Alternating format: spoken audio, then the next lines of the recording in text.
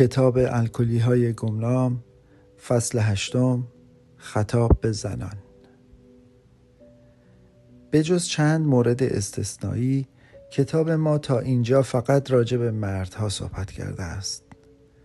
اما آنچه که گفتیم به همان اندازه در مورد زنها نیز صدق می کند. به تازگی کوشش‌های ما در مورد زنانی که مشروب می‌خورند بیشتر شده است. کلیه شواهد این گونه حکم می کند که زنها هم وقتی پیشنهادهای ما را به کار می گیرند درست مانند مردان سلامتی خود را در می آورند. در زندگی تمام مردان مشروب خوار دیگران نیز درگیری پیدا می کنند. مانند زنی که از بیم نوبتهای بعدی عیاشی شوهر بر خود می لرزد و پدر و مادری که شاهد پرپر شدن پسر خود هستند.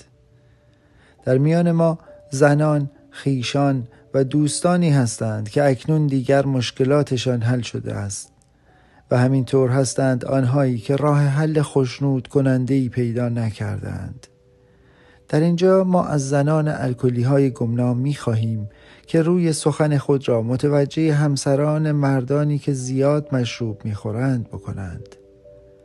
آنچه که آنها میگویند تقریباً در مورد همگی کسانی که پیوند خونی یا عاطفی با یک الکلی دارند صادق است. به عنوان زنان الکلی‌های گمنام امیدواریم حس کنید که ما میتوانیم شما را هر چقدر اندک ولی درک کنیم. احتمالاً تعداد کسانی که بتوانند این مطلب را درک کنند بسیار معدود است. ما در این فصل اشتباهاتی را که مرتکب شده ایم برایتان تجزیه و تحلیل خواهیم کرد و مایلیم این احساس در شما به وجود آید که هیچ وضعیت مشکل و بدبختی بزرگی وجود ندارد که غلبه بر آن امکان پذیر نباشد. بیشک ما در سفرمان از جاده‌های ناهمواری گذشته ایم و برخوردهای زیادی با درد، غرور، عجز، خود دلسوزی، سوء تفاهم و ترس داشته ایم که چه مصاحبان نامطلوبی هستند. ما بی اختیار اول به سوی همدردی رقت‌آور و سپس به طرف رنج‌های تلخ رانده شده ایم. بعضی از ما به امید این که شاید روزی عزیزانمان دوباره به حال اول برگردند از یک منتهی الیه به منتهی الیه دیگری تغییر جهت می‌دادیم. وفاداری ما و این خواسته که شوهرانمان مانند بقیه مردان سرافراز باشند ما را در موقعیت‌های ناگواری قرار داده است. ما از خود گذشته و فداکار بودیم و به خاطر حفظ غرور خود و آبروی شوهرمان دروغ‌های زیادی گفته ایم. گاه به دعا و استغاثه متوسل شدیم و گاه شکیبا بودیم. ما وحشیانه دست و پا زده ایم. فرار هم کرده ایم. اعصابمان متشنج بود و دائما وحشت زده بودیم. ما دلسوزی مردم را گدایی کرده ایم و با مردان دیگر روابط عاشقانه تلافی جویانه داشته ایم. شبهای زیادی را به خاطر می آوریم که خانه ما همچون میدان جنگ بوده است. اما صبح روز بعد روبوسی و آشتی کرده ایم. ما بنا به توصیه دوستان شوهران خود را ترک کرده ایم و تصور می کردیم که این دیگر دفعه آخر است. اما همیشه به امید این که شاید فرجی پیش آید پس از مدت کوتاهی دوباره بازگشته ایم. شوهران ما رسما سوگندهای بزرگ می خوردند و قول می دادند که دیگر مشروب را برای همیشه کنار بگذارند.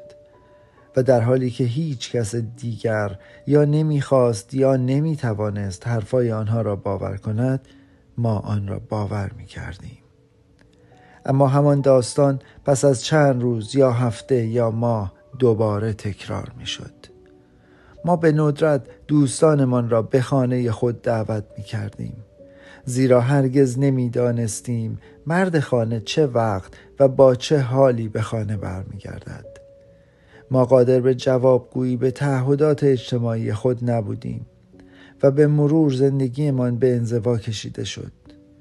وقتی به جای دعوت می شدیم شوهران ما آنقدر مخفیانه مشروب می خوردند که بالاخره مجلس را به هم می ریختند و وقتی که مشروب نمی خوردند خود دلسوزی آنها باعث می شد که حال بقیه را بگیرند. هرگز امنیت مالی وجود نداشت. موقعیت ها یا همیشه در خطر بود و یا از دست می رفت. حتی یک ماشین زره پوش هم قادر نبود پاکت محتوی حقوق را سالم به منزل برساند. حسابهای بانکی مانند برفی که در ماه ژوئن ببارد ذوب می شد. مسئله زنهای دیگر هم در کار بوده است و چقدر کشف این مطلب باعث شکستن قلبمان می شد و چقدر بیرحمانه بود وقتی که می گفتند آنها شوهران ما را درک می کنند و ما قادر به درک شوهران خود نیستیم. از جمله کسانی که به در خانه ما آمدند باید از مأمورین وصول، کلانترها، راننده های عصبانی تاکسی، پلیس ها، ولگردها، همپیاله ها و حتی زنهایی که گاه به خانه می آوردند نام ببریم. شوهران ما می گفتند که ما مهمان نواز نیستیم و مجلس خراب کنیم. حالگیر و قرقری هستیم. اما روز بعد وقتی به حال طبیعی برمیگشتند ما آنها را می بخشیدیم و سعی می کردیم مطلب را فراموش کنیم. ما کوشش می کردیم علاقه نسبت به پدر را در قلب فرزندان خود زنده نگه داریم و به بچه‌های کوچک خود می گفتیم پدر بیمار است. گویا این مطلب خیلی بیشتر از آنچه که ما تصور می کردیم به حقیقت نزدیک بوده است. آنها بچه ها را کتک زدند و درها را با لگد باز کردند. گاه اساسیه نفیس و خاطر انگیز را خرد کردند و دل و روده پیانو را از داخل آن بیرون کشیدند. گاه تهدید کردند که برای همیشه خانه را ترک می کنند و به سراغ آن زن دیگر می روند و سپس به سرعت در را به هم زدند و از خانه خارج شدند. گاه حتی از روی استیصال خود ما هم مشروب خوردیم تا بلکه بدین ترتیب با مستی خود به مستی آنها خاتمه دهیم. اما برخلاف تصور ما نتیجه این بود که ظاهراً شوهرانمان از این کار ما خوششان می آمد. در این مرحله احتمالاً ما یا طلاق گرفته ایم و یا بچه ها را برداشته ایم و به خانه پدر و مادرمان پناه برده ایم که در این گونه موارد والدین شوهرمان ما را شدیداً مورد انتقاد قرار دادند. اما معمولاً ما خانه خود را ترک نمی کردیم و مرتباً دوام می آوردیم و سرانجام به خاطر سختی معیشت مجبور می شدیم کاری برای خود دست و پا کنیم. وقتی مستی ها و سورچرانی های آنها بدتر شد ما به اتباع متوسل شدیم و به علائم جسمی و فکری نگران کننده‌ای پی بردیم. پارچه سیاه تابوت پشیمانی، افسردگی و خودکمبینی روی عزیزانمان سایه افکنده بود. این چیزها ما را گیج و وحشت زده می کرد. مانند حیوانی که سنگ آسیاب را می چرخاند صبورانه اما به طور ملال‌انگیز به جلو می رفتیم.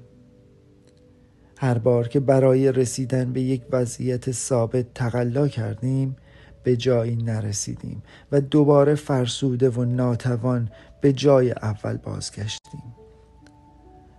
بیشتر ما مرحله آخر را نیز به چشم دیده ایم که عبارت بود از بستری کردن از روی اجبار در آسایشگاه‌ها، دارالمجانین، بیمارستان‌ها و زندان‌ها. فریادهای ناشی از آشفتگی‌های روانی و دیوانگی را به گوش خود شنیده ایم و گاهی اوقات حس کرده ایم که مرگ بسیار نزدیک است. طبیعتاً تحت این گونه شرایط ما اشتباهاتی هم مرتکب شده ایم. بعضی از آنها به خاطر ناآگاهی از الکلیسم بوده است. ما گاه به طور مبهمی احساس می کردیم که با مردان مریض سر و کار داریم و شاید اگر طبیعت بیماری الکلیسم را درک می کردیم رفتار متفاوتی در پیش می گرفتیم. چطور امکان دارد مردی که عاشق زن و فرزند خود است این گونه بی فکر، بی عاطفه و بی رحم باشد؟ فکر می کردیم حتما این گونه اشخاص هیچ عشقی در وجود خود ندارند. اما درست وقتی که داشتیم مجاب می شدیم که آنها سنگدل هستند، ما را با توجه و محبت‌های جدید و تصمیماتی تازه غافلگیر می کردند و برای مدتی درست مثل گذشته دوست داشتنی می شدند. اما این وضع دوامی نداشت و این بنای عشق و محبت جدید را خیلی زود دوباره با خاک یکسان می کردند. وقتی سوال می کردیم که چرا دوباره مشروب خوردند، جواب آن با سکوت بود و یا یک بهانه احمقانه. این مسئله ما را مبهوت می کرد و قلب ما را به درد می آورد. چطور ممکن بود تا بدان حد در مورد مردی که به ازدواجش در آمدیم اشتباه کرده باشیم؟ آنها در حالت مستی غریبه هایی بیش نبودند.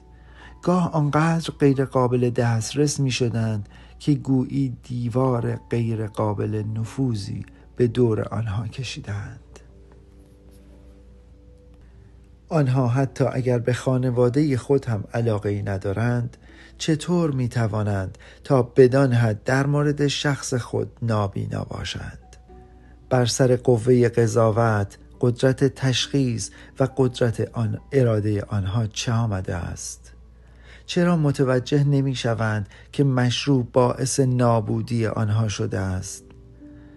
چرا وقتی این گونه خطرها گوشزد می شود آنها قبول دارند اما بلافاصله کارشان دوباره به مستی می کشد؟ اینها بعضی از سوالاتی است که از ذهن زنی که شوهر الکلی دارد می گذرد. امیدواریم این کتاب به بعضی از آنها پاسخ داده باشد. شوهر شما هم در دنیای عجیب الکلیسم که همه چیزش کج و موج و اغراق‌آمیز است زندگی می کند. شما می توانید تشخیص دهید که او در ته وجودش واقعاً شما را دوست دارد و با آنکه مسئله‌ای چون ناسازگاری وجود دارد، اما تقریباً در تمام موارد فقط این طور به نظر می رسد که الکلی بی محبت و بی ملاحظه است و دلیل کارها و حرفهای مخوف او انحراف و بیماری او است. امروزه اکثر مردمان ما نسبت به گذشته پدران و شوهران به مراتب بهتری شدند. سعی کنید شوهر الکلی خود را محکوم نکنید. مهم نیست که او چه میگوید یا چه میکند. او هم مانند سایر اشخاصی است که به شدت بیمار و غیر منطقی هستند. اگر از دستتان برمی آید با او آنچنان رفتار کنید که با یک بیمار مبتلا به ذات‌الریه رفتار می کنید و وقتی خشم شما را برمی انگیزد به خاطر داشته باشید که او شدیداً بیمار است. در این مورد یک استثناء مهم وجود دارد. ما می دانیم که بعضی از مردان کاملاً بدطینتند و هیچ فرقی نمی کند که تا چه اندازه صبر و تحمل به خرج دهیم. ممکن است یک الکلی که یک چنین طبعی دارد از مطالب این فصل به عنوان دستاویزی سوء استفاده کند. این اجازه را به او ندهید. اگر اطمینان دارید که یک چنین طبیعتی دارد، شاید احساس کنید بهتر است او را ترک کنید. یا درست است بگذارید زندگی شما و فرزندتان را خراب کند، خصوصاً که اکنون راه قطع نوشیدن و ترک آزار در پیش پای اوست. البته اگر حاضر به پرداخت بهای آن باشد. مشکلی که شما با آن دست و پنجه نرم می کنید معمولاً می تواند 4 حالت مختلف داشته باشد. 1. ممکن است شوهرتان فقط در مشروب خواری زیاده روی می کند و به طور مدام و یا در موقعیت‌های بخصوصی افراط می کند. شاید پول زیادی خرج مشروب می کند بدون اینکه خود متوجه شود الکل باعث کندی جسم و فکر او شده است. گاهی اوقات او مایه سرافکندگی شما و دوستانش می شود. او اطمینان دارد که می تواند مشروب خواری را کنترل کند و مشروب برای کار او ضروری است و ضرری هم ندارد. اگر او را الکلی بنامید احتمالاً آن را توهینی نسبت به خود تلقی خواهید کرد. در این دنیا یک چنین افرادی بسیارند. بعضی از آنها یا راه اعتدال پیش میگیرند و یا به کلی از آن دست میکشند و بعضی هم آن را ادامه میدهند که تعداد چشمگیری از دسته آخر پس از مدتی تبدیل به الکلی های واقعی میشوند. 2. شوهر شما کنترلی از خود نشان نمی‌دهد و حتی وقتی که می‌خواهد از آن دوری کند انجام آن از عهده‌اش خارج است. وقتی مشروب می‌خورد اوضاع از دست او خارج می‌شود و با آنکه خود بدان اقرار دارد اما مطمئن است که بعداً بهتر خواهد شد. با کمک شما و یا بدون کمک شما راه‌های گوناگون را برای اعتدال و یا خشک ماندن امتحان کرده است. شاید شروع به از دست دادن دوستان خود کرده است. به کسب و کارش هم تا حدی لطمه خورده است. او گاه نگران است و کم کم متوجه می شود که قادر نیست مانند دیگران مشروب بخورد.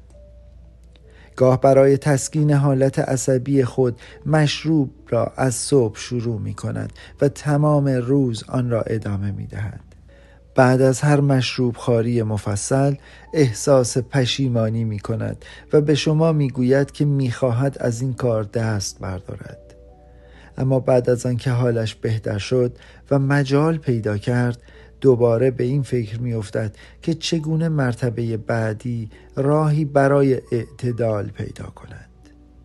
با آنکه ممکن است این شخص هنوز بتواند کسب و کار را نسبتاً به خوبی اداره کند و به هیچ وجه همه چیز را خراب نکرده باشد، اما به نظر ما او در خطر است، زیرا علائم یک الکلی واقعی را در خود دارد.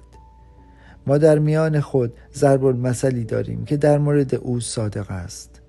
او می‌خواهد که بخواهد ترک کند. 3. این شخص از شوهر شماره 2 به مراتب جلوتر رفته است و با آنکه زمانی مانند او بوده است اما وضعیتش وخیم‌تر شده است.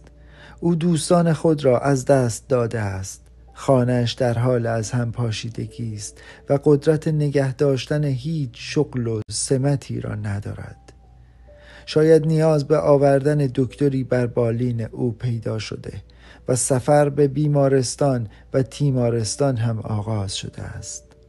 او اقرار می کند که نمی تواند مانند دیگران مشروب بخورد، اما دلیل آن را نمی داند و به این عقیده چسبیده است که بالاخره راه حل آن را پیدا خواهد کرد. شاید به نقطه‌ای رسیده است که با استیصال می خواهد ترک کند، اما نمی تواند. مورد او سوالاتی بیشتری را پیش می آورد که ما سعی می کنیم آن را برای شما پاسخ دهیم.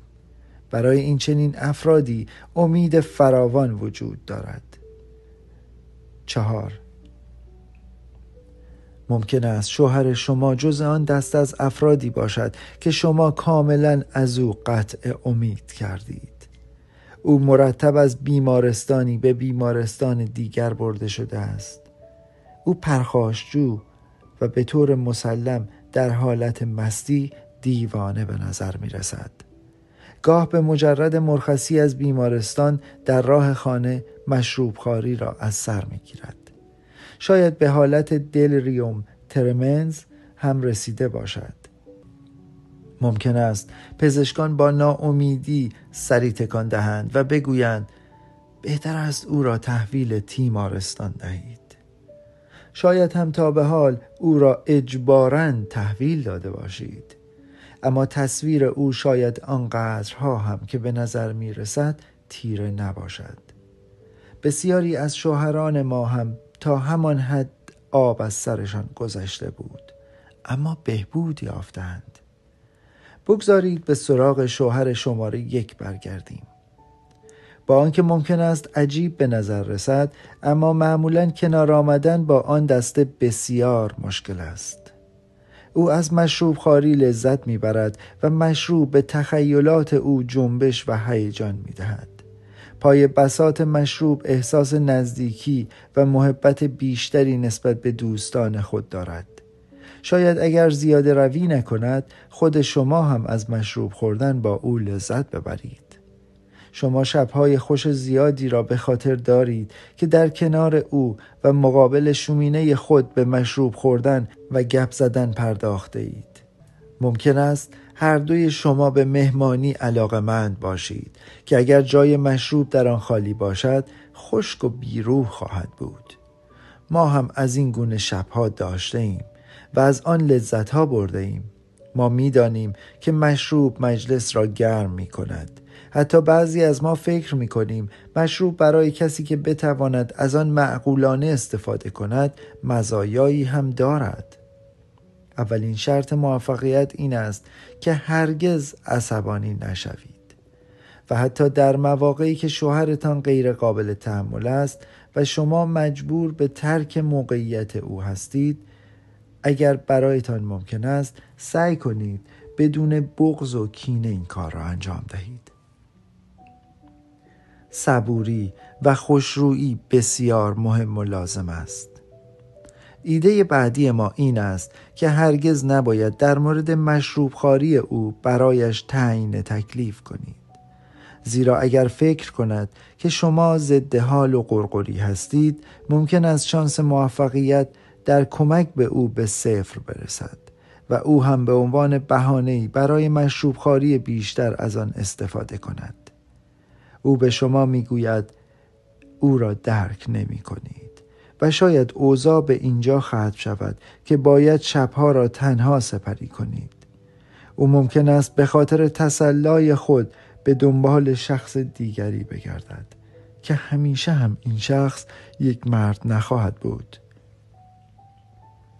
اجازه ندهید که مشروب خواری شوهرتان باعث خرابی روابط شما با فرزندان و دوستانتان شود. آنها به مصاحبت و کمک شما نیازمندند. با آنکه شوهر شما به مشروب خواری خود ادامه می‌دهد، اما برای شما هم امکان زندگی مفید و پرباری می‌تواند وجود داشته باشد. زنهایی را می‌شناسیم که تحت همین گونه شرایط بدون ترس و با خوشحالی به زندگی خود ادامه می‌دهند. سعی نکنید تمام انرژی خود را صرف اصلاح شوهرتان کنید، زیرا ممکن است هر قدر هم که سعی کنید قادر به انجام آن نباشید. ما می‌دانیم که پیروی از این پیشنهادات گاه مشکل است، اما اگر بتوانید آن را رعایت کنید، از بروز بسیاری از دلشکستگی‌ها جلوگیری خواهید کرد. ممکن است صبوری و دوراندیشی شما حالتی از قدردانی در شوهر شما ایجاد کند و پیش درآمد مذاکرات دوستانه‌ای در مورد گرفتاری مشروب خواری او باشد. سعی کنید بگذارید خود این موضوع را پیش کشد. در طول مذاکرات کاملا مراقب باشید که از خردگیری پرهیز کنید. سعی کنید خودتان را به جای او قرار دهید. بگذارید متوجه شود که نظر شما کمک و یاری است، نه انتقاد. در بین صحبت‌ها می توانید به او پیشنهاد کنید که این کتاب یا حداقل فصل مربوط به الکلیسم این کتاب را بخواند. به او بگویید نگران حالش بوده اید. البته شاید لزومی نداشته است، زیرا همانطور که هر مشروب خواری لازم است، از عواقب زیاده روی در مشروب مطلع باشد، او هم بهتر از شما در مورد این گونه مطالب آگاهی دارد. به او نشان دهید که به قدرت او برای ترک الکل یا رعایت اعتدال اعتماد دارید. بگویید قصد آزار او را ندارید و فقط می‌خواهید که مراقب سلامتی خود باشد. بنابراین ممکن است موفق شوید که او را به مسئله الکلیسم علاقه‌مند کنید. احتمالاً او در بین آشنایان خود چندین الکلی می‌شناسد. پیشنهاد کنید که هر دو با هم در کمک به آنها پیش قدم شوید. مشروبخواران خوش دارند مشروبخواران دیگر را کمک کنند و ممکن است شوهر شما مایل باشد با یکی از آنها صحبت کند. در صورتی که این روش نتوانست توجه و علاقه شوهرتان را برانگیزد، ممکن است بهتر باشد مطالب را دنبال نکنید. اما معمولاً پس از یک مکالمه دوستانه، شوهر شما احتمالاً خود مطلب را دوباره به پیش خواهد کشید. شاید ممکن است صبورانه انتظار بکشید، اما ارزشش را دارد. در این فاصله می توانید به همسر مشروبخوار جدی دیگری کمک کنید. در صورتی که طبق این اصول عمل کنید، ممکن است شوهرتان یا ترک کند و یا راه اعتدال در پیش گیرد. حال فرض کنیم مشخصات شوهر شماره 2 در مورد شوهر شما صادق باشد. در این مورد هم از همان اصولی که در مورد شوهر شماره 1 به کار رفت باید استفاده شود. و اما پس از اتمام دوره بعدی مشروبخواریش از او سوال کنید که آیا واقعا تمایل دارد مشروبخواری را برای همیشه کنار بگذارد؟ از او نخواهید که به خاطر شما یا کس دیگری این کار را انجام دهد. فقط آیا تمایل دارد؟ به احتمال زیاد او این تمایل را دارد. کتاب خود را به او نشان دهید و مطالبی را که در مورد الکلیسم آموخته اید با او در میان بگذارید.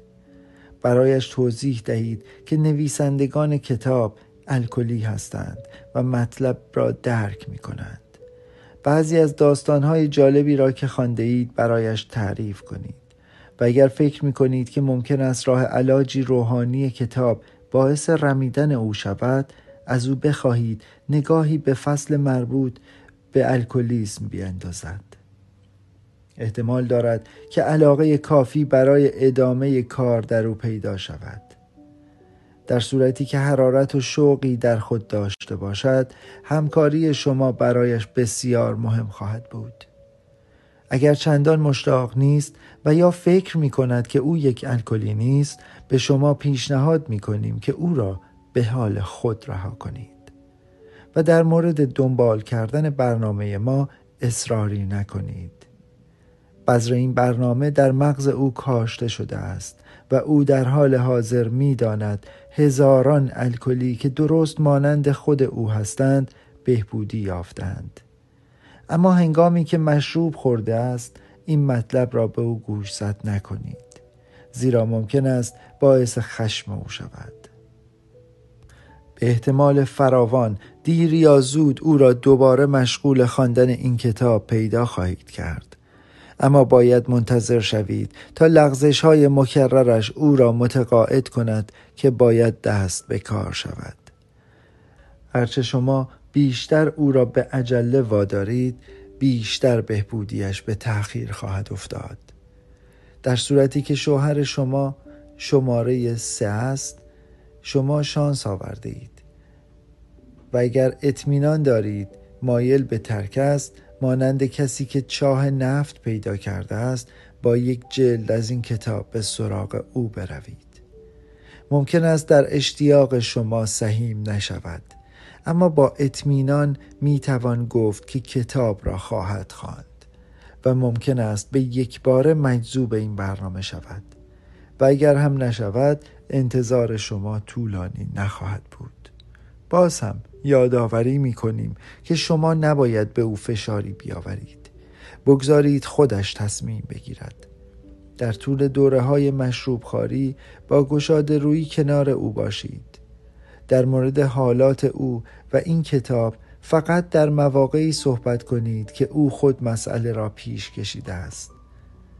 در بعضی از موارد بهتر است بگذارید کتاب از طریق شخصی که از اعضای خانواده نیست به او عرضه شود، زیرا وی می تواند بدون آنکه احساس خصمانه‌ای در شوهر شما برانگیزد او را شدیداً متقاعد کند که وارد عمل شود.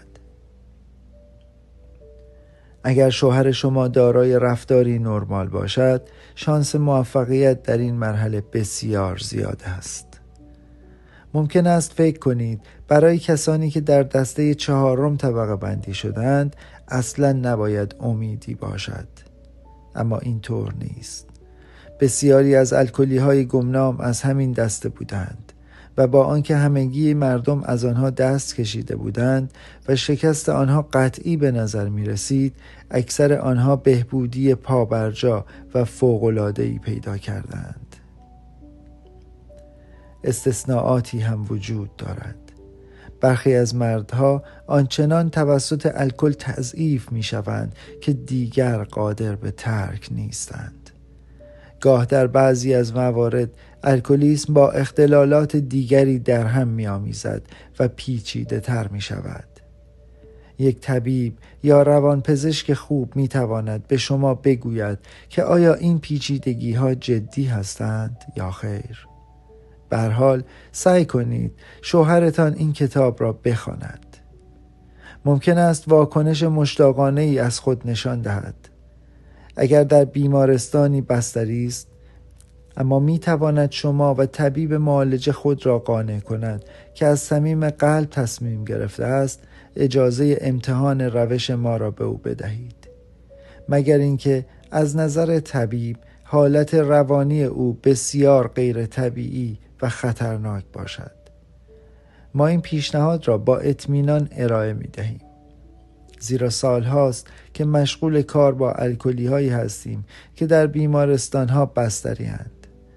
از زمانی که این کتاب برای اولین بار به چاپ رسید، الکلی های گمنام تا کنون باعث رهایی هزاران الکلی از تیمارستان ها و بیمارستان های مختلف شده است و اکثر آنها به لطف خدا دیگر هرگز به آنجا باز نگشتند. ممکن است موقعیت شما کاملا برعکس باشد. شاید شوهری دارید که آزاد است، اما در واقع باید تحویل آسایشگاه شود. برخی مردها نمی توانند و یا نمی خواهند با الکلیسم کنار آیند. به نظر ما اگر آنها خیلی خطرناک شوند، حبس کردنشان در واقع محبتی در حق آنهاست. البته همیشه باید با یک طبیب خوب در این گونه موارد مشورت کرد. همسر و فرزندان این گونه مردان زجرهای دلخراشی را متحمل می شوند، اما نه بیشتر از خود آنها. گاه شما باید زندگی را از نو شروع کنید. زنهایی را می شناسیم که این کار را کردند. در صورتی که این گونه زنها طریق زندگی معنوی را در پیش گیرند، راهشان به مراتب هموارتر خواهد بود. شما به عنوان همسر یک مشروب خوار احتمالاً نگران هستید که دیگران در مورد شما چه فکری می کنند و شاید از ملاقات دوستان خود منزجرید.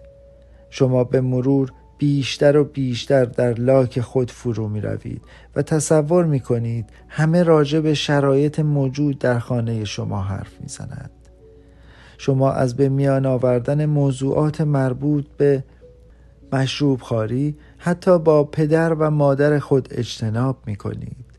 شما نمی دانید چه جوابی به فرزندان خود بدهید. وقتی حال شوهرتان خوب نیست، در ترس و لرز و انزوا به سر میبرید و آرزو دارید که ای کاش هیچ وقت تلفن اختراع نمیشد. ما به این نتیجه رسیده ایم که بیشتر این شرمندگی ها نابجاست. ضمن اینکه لازم نیست زیاد در مورد شوهرتان صحبت کنید، اما می توانید به آرامی دوستان خود را در جریان ماهیت بیماری او قرار دهید.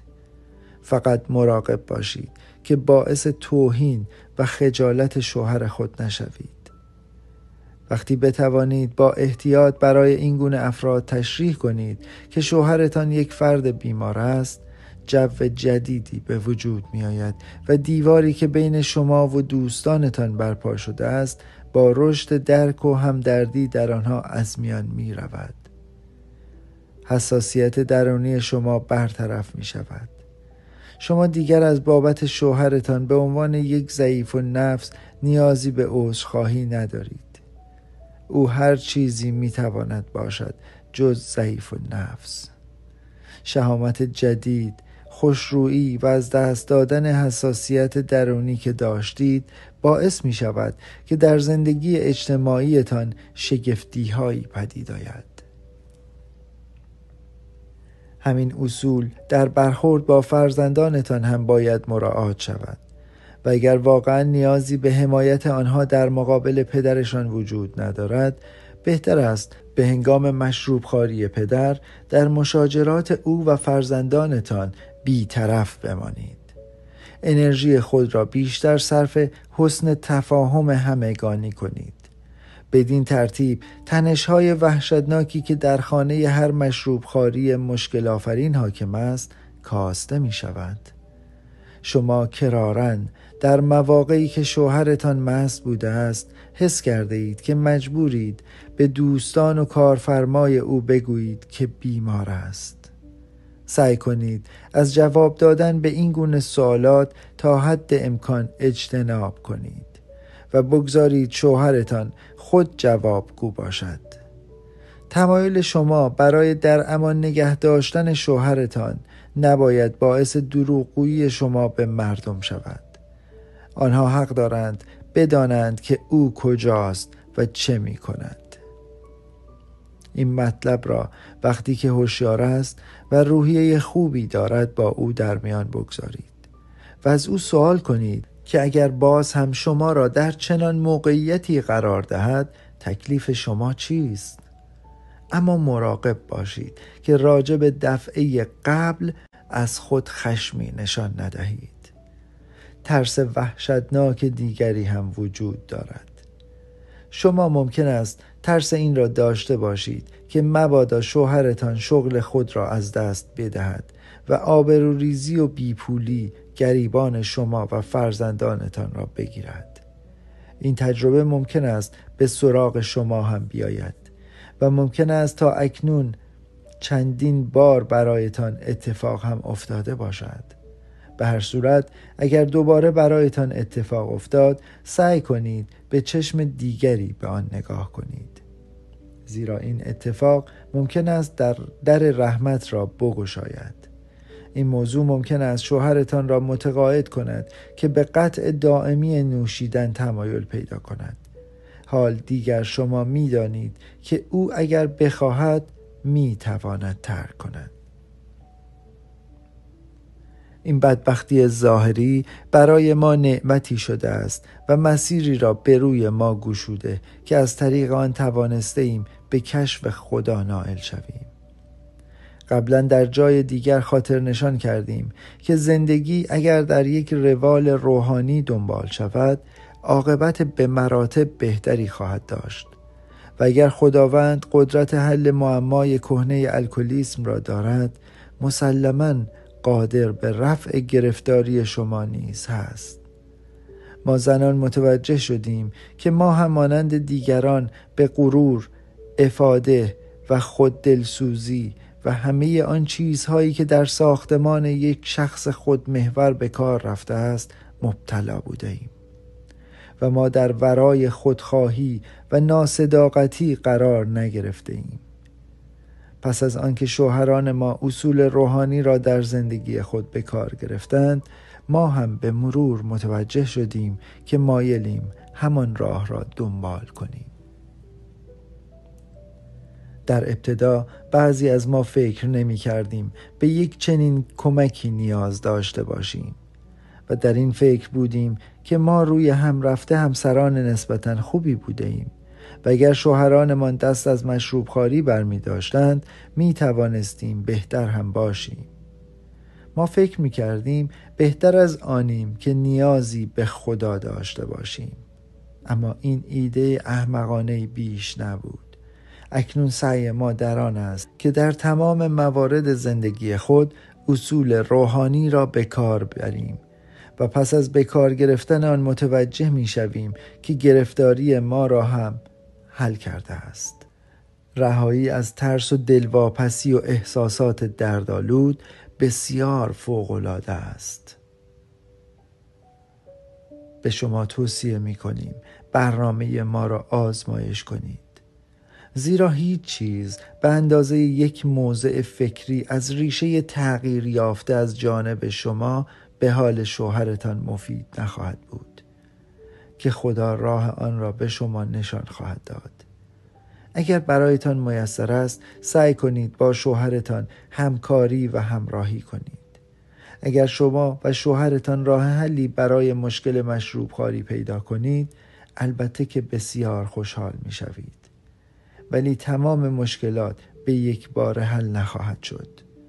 دانه‌ای در دل خاکی تازه شروع به جوانه زدن کرده است، اما رشد آن تازه شروع شده است و علی‌رغم خوشحالی نورس شما، پستی و بلندی ها کماکان در راهند و بسیاری از مشکلات سابق همچنان با شما خواهند بود و همانطورند که باید باشند.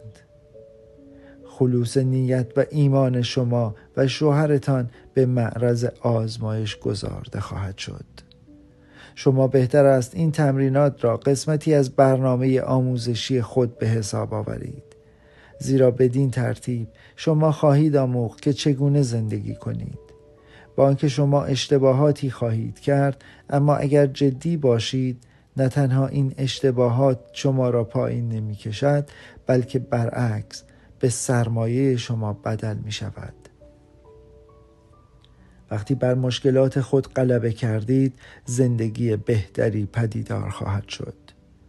از جمله مشکلاتی که شما با آن مواجه خواهید شد، عبارتند از عصبانیت، جریحه دار شدن احساسات و رنجش ها. بعضی اوقات رفتار شوهر شما غیر منطقی خواهد بود و شما این تمایل را پیدا خواهید کرد که از او خورده بگیرید و ممکن است دفعتاً از کاه کوهی ساخته شود و ابرهای تیره و مهیب نزاع و جدال بر روی آسمان خانواده شما متراکم شوند. این گونه اختلافات خانوادگی مخصوصاً برای شوهر شما بسیار خطرناک است و شما مرتباً باید بار سنگین اجتناب و یا کنترل این حالات را بر عهده بگیرید. هرگز فراموش نکنید که رنجش خطر کشنده‌ای برای یک الکلی است. اما منظور ما این نیست که حتی اگر اختلاف نظر صادقانه‌ای مطرح است، فقط با عقیده شوهرتان موافقت کنید.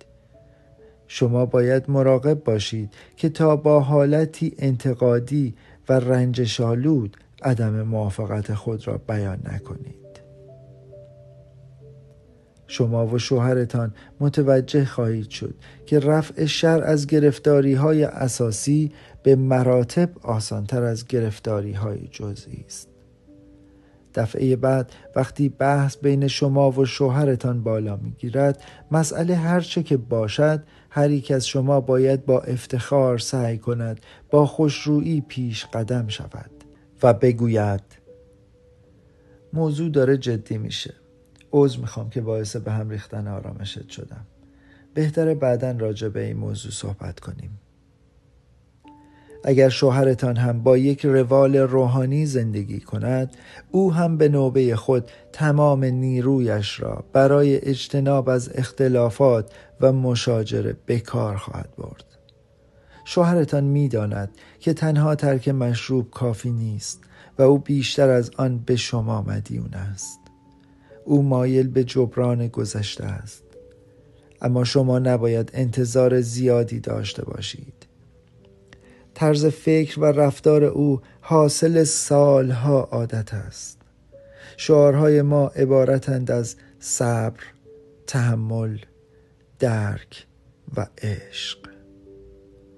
این خصوصیات را از خود نشان دهید تا انعکاسش از طرف او به شما برگردد. قاعده کلی این است که زندگی کن و بگذار زندگی کنند.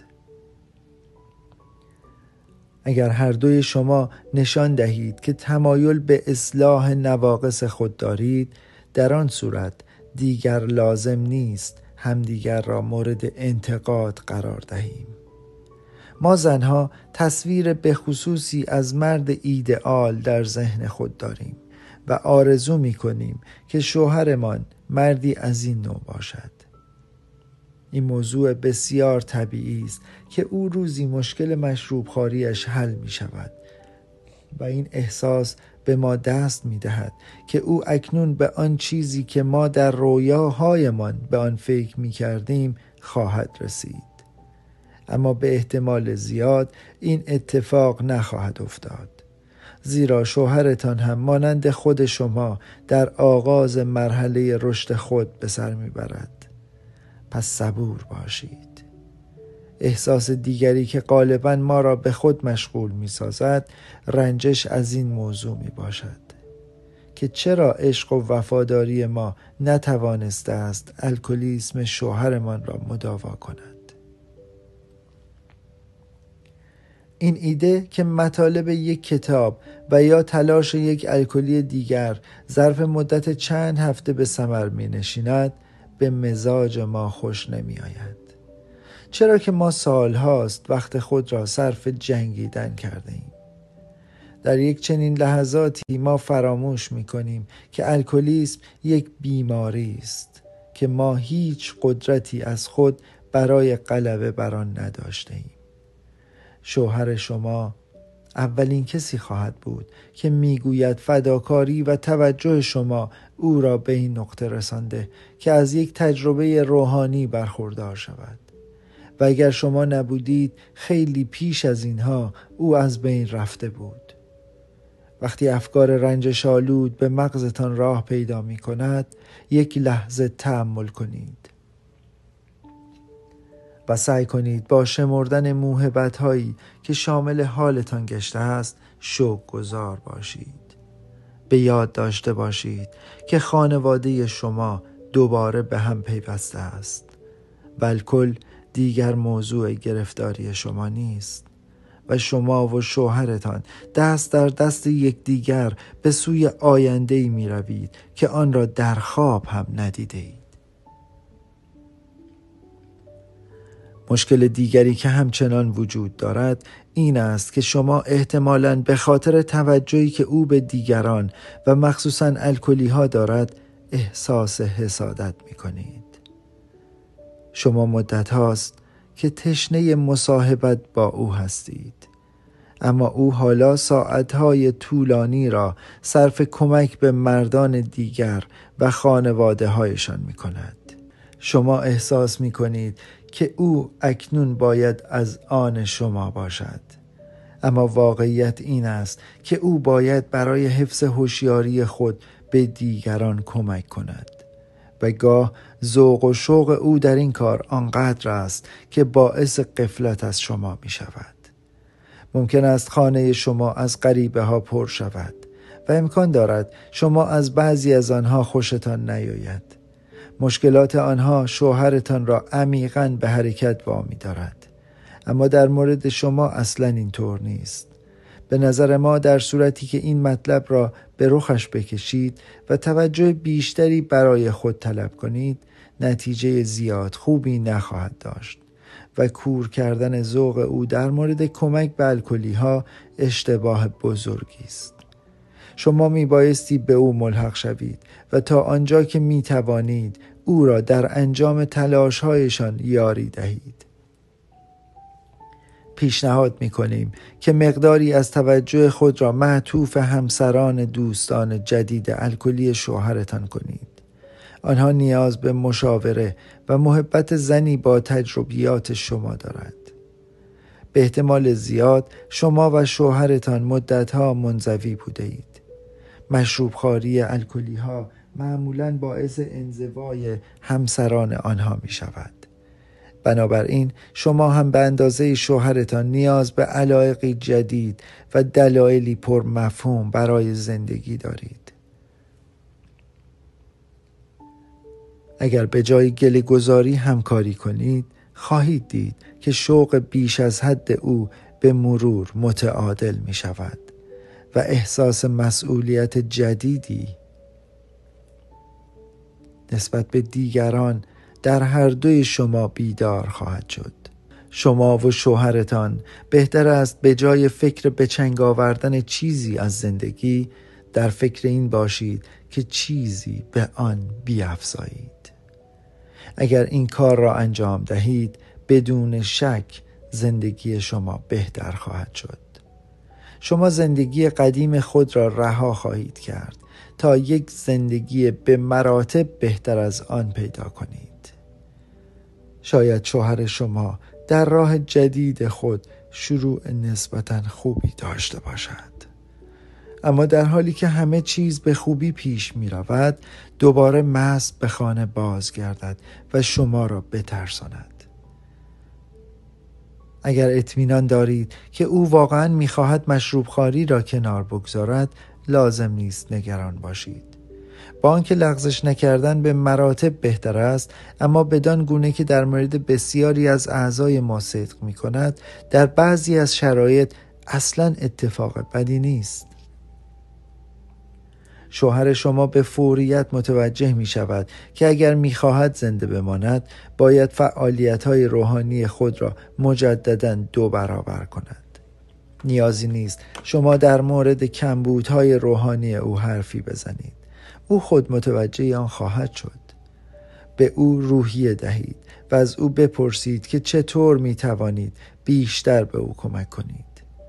کوچکترین نشانه ترس یا بی‌تحملی ممکن است شانس بهبودی شوهرتان را کم کند و گاه ممکن است در لحظاتی که ضعیف است بی‌حوصلگی شما نسبت به دوستان درجه 1 را دستاویز احمقانه‌ای برای مشروب خواری مجدد قرار دهد.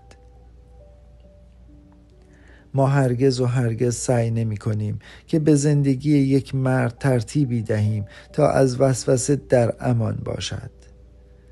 کوچکترین سعی شما در کنترل قرار ملاقات‌ها و بقیه امور مربوط به او برای اینکه وسوسه نشود به چشم خواهد آمد.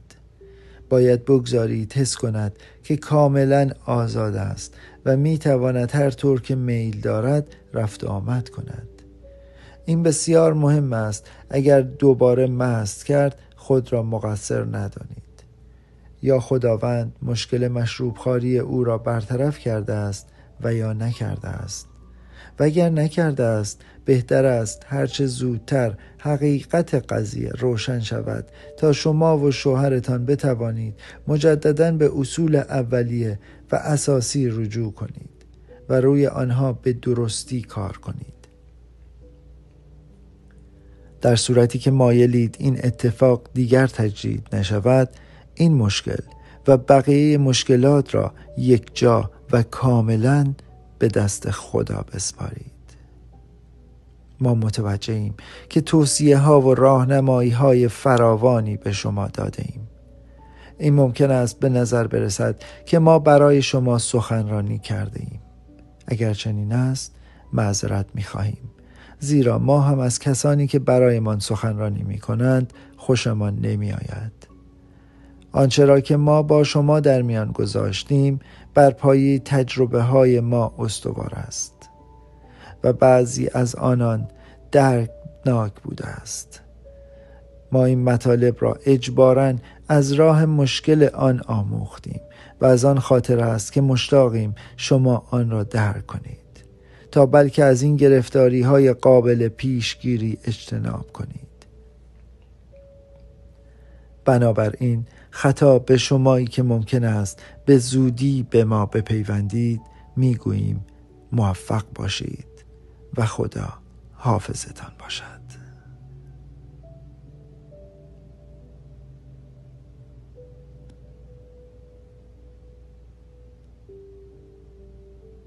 جمعیت گروه‌های خانوادگی الانان حدود 13 سال پیش از نوشته شدن این فصل تشکیل شد.